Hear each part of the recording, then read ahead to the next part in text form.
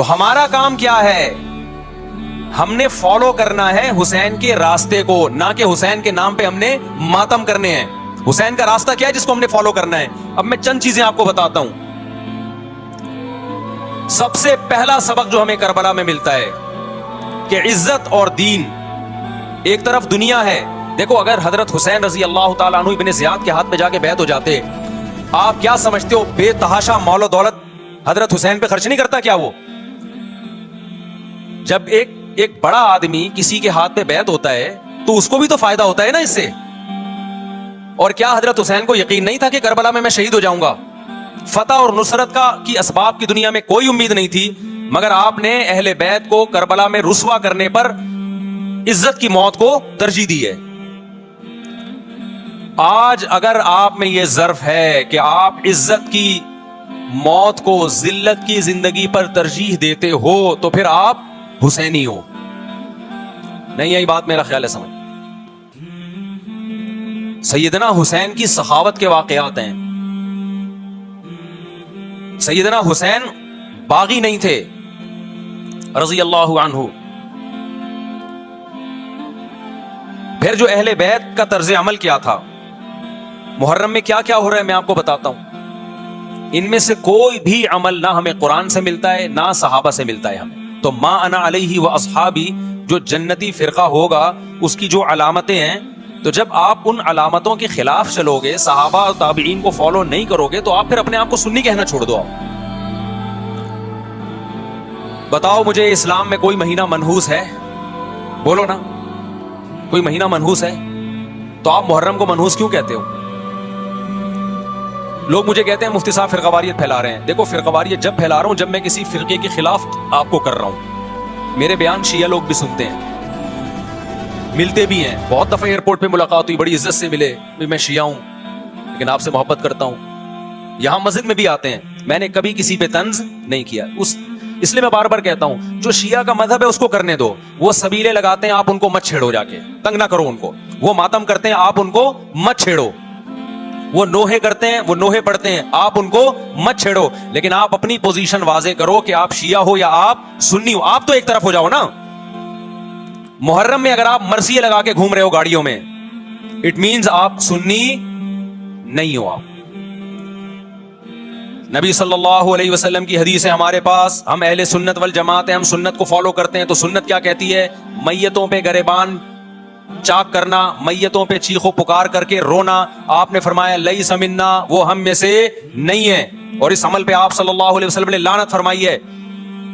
لوگ کہتے ہیں حسین کی یاد میں رونا نبی کی سنت ہے. نبی صلی اللہ علیہ وسلم کو جب جبریل نے بتایا کہ حسین شہید ہوں گے، آپ روئے، اس لیے کہ اس وقت آپ کو یہ خبر ملی تھی. لیکن کیا ہر محرم میں آپ نے رونے کا پروگرام کیا ہے؟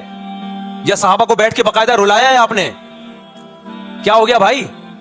آپ کو بھی جب کربلا کا واقعہ کی خبر ملی آپ کی آنکھوں میں آنسو آ جائے، یہ نیچرل ہے، یہ حسین سے محبت کی علامت. لیکن ہر محرم میں باقاعدہ بٹھا کے رونے کا پروگرام کرنا یہ حسین سے محبت کی علامت نہیں ہے، بلکہ شریعت میں ناجائز ہے یہ غموں کو بڑھانا.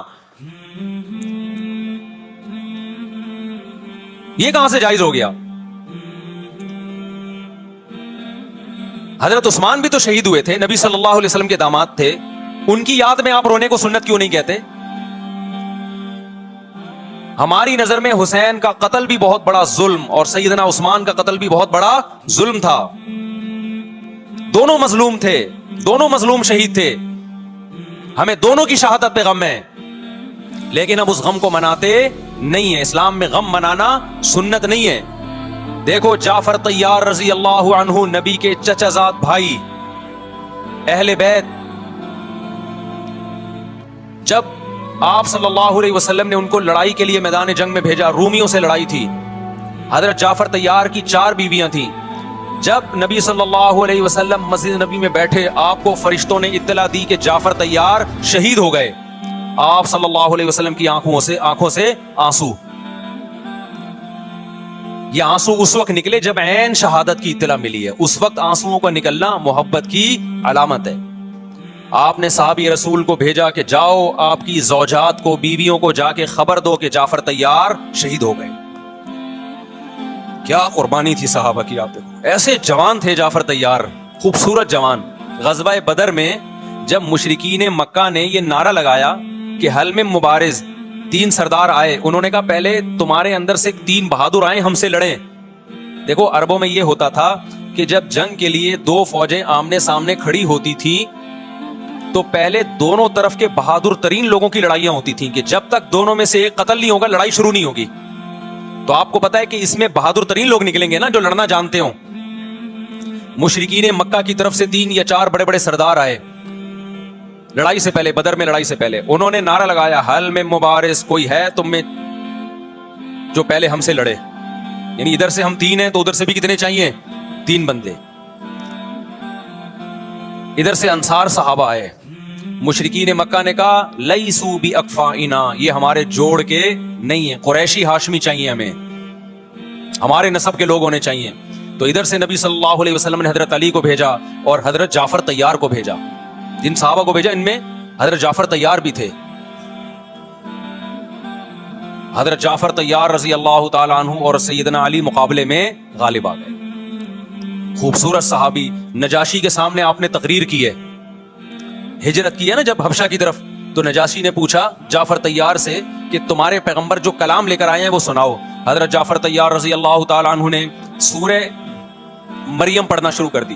کاف ہا یا عین صاد ذکر رحمت ربک عبدہ زکریا اذ نادى ربہ نداء خفیا قال رب انی وہن العظم منی واشتعل الرأس شیبا ولم اکن بدعائک رب شقیا وانی خفت الموالی من ورائی وکانت امرأتی عاقرا فہب لی من لدنک ولیا. ایسی حضرت مریم اور عیسیٰ ابن مریم کی سیرت کو سورہ مریم میں بیان کیا حضرت جعفر طیار نے کہ نجاشی روتے روتے اس کی داڑھی تر, اور جتنے پادری بیٹھے تھے سب کی داڑیاں تر ہو گئی روتے روتے. تو یہ تقریر جو نجاشی کے اسلام کا سبب بنے, بادشاہ کو مسلمان کرنے والے کون تھے, حضرت جعفر طیار. اور آپ کے چھوٹے چھوٹے بچے, 4 جوان بیویاں ہوں, چھوٹے چھوٹے بچے ہوں, اور ایسے میں میدان جنگ میں لڑتے ہوئے شہید ہو جائیں تو پیغمبر اور صحابہ پہ کیا قیامت ٹوٹی ہوگی. لیکن ہمارے نبی صلی اللہ علیہ وسلم کی آنکھوں سے کیا تھے, صرف آنسو موتی کی طرح ٹپک رہے تھے. اور آپ صحابہ کو اطلاع دے رہے تھے کہ جعفر طیار شہید ہو گئے اور جاؤ ان کے گھر والوں کو بتا کے آ جاؤ. کتنی بڑی قربانی ہے یا نہیں ہے. جب خبر دینے والا آپ کی ازواج کو بتا کے آیا کہ جعفر طیار شہید ہو گئے تو آپ کے گھروں سے خواتین کے رونے کی آوازیں آئیں. آپ صلی اللہ علیہ وسلم نے فرمایا ان سے بولو کہ اپنی آواز کو پست کرو. پھر چیخو پکار کی آواز آئی تو آپ نے فرمایا کہ اگر دوبارہ چیخو پکار کی آواز آئے تو ان کے منہ پہ خاک پھینک دو. وہ شہید کی بیوہ تھیں, اور شہید بھی کتنے مقدس, ان کو بھی نبی صلی اللہ علیہ وسلم نے نوحہ کرنے کی اجازت نہیں دی. اس دن جس دن غم پہنچا ہے اس دن بھی چیخو پکار کی اجازت نہیں دی ہے. تو آپ بتاؤ اگلے سال اس تاریخ کو چیخو پکار کی کیسے اجازت مل جاتی. نہیں آئی میرا خیال ہے بات سمجھ میں. جب غم پہنچا ہے اس وقت چیخنے چلانے کی اجازت نہیں ہے. چھوٹے چھوٹے یتیم بچے, حضرت جعفر طیار کے چھوٹے چھوٹے یتیم بچے, کتنا غم ہوتا ہے جب چھوٹے چھوٹے بچے, ان کا باپ دنیا سے چلا جائے, کتنا ترس آتا ہے ان کے اوپر. تو ہمارے نبی کو بھی ان یتیم بچوں پہ بھی ترس آیا, ان بیواؤں پہ بھی ترس آیا. لیکن نہ نبی صلی اللہ علیہ وسلم چیخو پکار کر کے خود روئے اور نہ آپ نے ان کی ازواج کو رونے کی اجازت دی ہے. سمجھ میں نہیں آ رہی میرا خیال ہے بات. میرا مقصد شیعوں پہ طنز کرنا نہیں ہے, ان کا جو مذہب ہے ان کو اس پہ چلنے دو. میرا مقصد ہے آپ اپنی پوزیشن واضح کرو کہ آپ ادھر ہو یا ادھر ہو. کسی کو تنگ مت کرو, نہ کسی پہ فتوے لگاؤ کفر اسلام کے, نہ کسی کو جہنمی قرار دو. اپنی پوزیشن آپ فیصلہ کرو کہ آپ اگر ادھر جانا ہے تو پورے ادھر چلے جاؤ. پھر یہ آدھا تیتر آدھا بٹیر والا معاملہ مت کرو. وہ ان کا مذہب ہے بھائی, ان کے علماء ان کو بتاتے ہیں کہ محرم میں کالے کپڑے پہننے, محرم میں ماتم کرنا ہے, محرم میں کو منحوس سمجھنا ہے, اس میں شادی بیاہ نہیں کرنا. ان کے علماء ان کو بتاتے ہیں, ان کو چلنے دو اس پر. دنیا میں بہت سے فرقے ہیں, بہت سے مذہب ہیں. ہم کسی کو نہ ختم کر سکتے ہیں, نہ کسی کے خلاف نفرت پیدا کر سکتے ہیں. اس سے کوئی چیز حاصل نہیں ہوگی. کسی سے نفرت کرنے کی ضرورت نہیں, کسی پہ فتوے لگانے کی ضرورت نہیں. لیکن آپ کو اپنی پوزیشن واضح کرنی پڑے گی کہ میں کہاں کھڑا ہوا ہوں. اگر آپ سنی ہو تو پھر اہل سنت والجماعت صحابہ تابعین کو فالو کرتے ہیں, حدیث کو فالو کرتے ہیں. اور حدیث میں ہمیں ماتم کرنا, نوحہ کرنا, گریبان چاک کرنا, اس کی پرمیشن نہیں ہے, بلکہ اس سے روکا گیا ہے. اس عمل کو حرام اور ناجائز قرار دیا گیا ہے. بات آ رہی ہے سمجھ میں؟ باقی جو شیعہ حضرات کرتے ہیں ہمارے دوست ہیں شیعہ، میں مذاق میں نہیں کہہ رہا، ملتے ہیں ہم سے، میں کبھی ان سے مذہب کے ٹاپک پہ بات نہیں کرتا، نہ ان کو کبھی چھیڑتا ہوں کہ آپ یہ کیوں کر رہے ہو، یہ کیوں نہیں کر رہے. بھائی اس کا مذہب ہے، وہ اس کا فرقہ ہے، جو کرنے دو اس کو، ہم نہیں کرتے، کیونکہ ہم اہل سنت والجماعت میں. سمجھ میں آ رہی ہے بات کہ نہیں آ رہی؟ پھر ربیع الاول کا مہینہ آئے گا، اس میں بھی آپ اپنی پوزیشن واضح کرو کہ آپ ادھر ہو یا ادھر ہو. دو فرقے ہیں، دیوبندی بریلوی. میں نہیں کہہ رہا کہ کون جنتی کون جہنمی، لیکن بر صغیر میں جن کو دیوبندی کہا جاتا ہے وہ نظر و نیاز تیجے 40 میں کے قائل بولو نہیں ہے. یہ ان کی کتابوں میں لکھا ہوا ہے، وہ اس کے قائل نہیں. اگر کوئی بزرگ ان میں قائل گزرا بھی ہے تو اس کا ذاتی تفرد ہے، اس کو علماء نے فالو نہیں کیا، اس کو ان کی اجتہادی غلطی قرار دیا ہے. ربیع الاول میں جلوس نکالنا یا مزار بنانا یا مزاروں پہ جانا اس نیت سے کہ وہاں جا کے ہم کوئی قوالی پڑھیں گے یا کچھ بھی، ہمارے ہاں قبرستان جانا صرف اس لیے ہے کہ آخرت کی یاد تازہ ہو، بس اس کے علاوہ اور کوئی کانسیپٹ نہیں ہے. ہمارے ہاں قبر ایک بالش سے زیادہ اونچی بنانا جائز بولو نا نہیں ہے. قبر پکی کرنا جائز نہیں ہے. تیجے 40 میں کرنا جائز بولو نہیں. آج ایک صاحب آئے کہنے لگے میری ساس کا 40واں ہے، فجر میں کہنے لگے مجھے، کہہ رہے میں نہیں گیا تو بڑا مسئلہ ہو جائے گا.